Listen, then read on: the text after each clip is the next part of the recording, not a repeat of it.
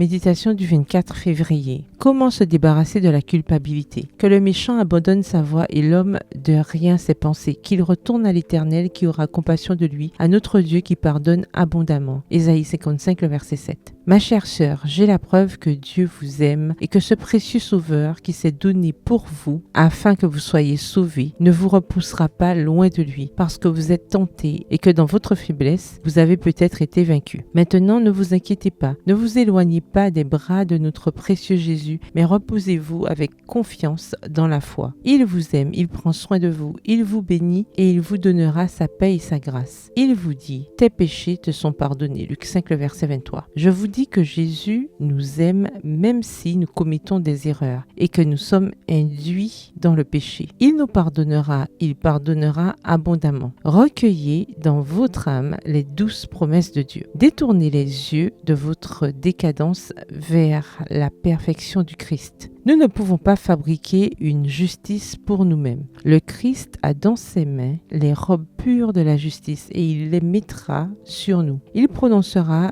de douces paroles de pardon et de promesses et il présente à l'âme assoiffée des fontaines d'eau vive par lesquelles elle peut être rafraîchie. Il nous invite à venir à lui avec tous nos fardeaux, toutes nos souffrances et il dit que nous trouverons le repos. Nous devons donc croire qu'il parle de pardon et nous devons montrer notre foi en nous reposant dans son amour. Ce sentiment de culpabilité doit être déposé au pied de la croix du calvaire. Le sentiment de péché a empoisonné les sources de la vie et du vrai bonheur. Maintenant, Jésus dit, repose-toi sur moi, je prendrai ton péché, je te donnerai la paix. Ne détruis plus ton amour propre, car je t'ai racheté au prix de mon propre sang. Tu es à moi, je fortifierai ta volonté affaiblie, je supprimerai ton remords pour le péché. Alors tournez votre cœur reconnaissant, tremblant d'incertitude et saisissez l'espoir qui vous est présenté. Dieu accepte votre cœur contrit et brisé. Il vous offre le pardon gratuitement. Il vous offre de vous adopter dans sa famille avec sa grâce pour aider votre faiblesse. Et si vous mettez votre main dans celle de Jésus et le laissez vous guider, il le fera pas à pas. Recherchez les précieuses promesses de Dieu. Si Satan lance des menaces dans votre esprit, détournez-vous d'elles et accrochez-vous aux promesses. Extrait de la lettre 38 datée du 24 février 1887, adressée à ma chère sœur. Bonne soirée, que l'Éternel vous bénisse.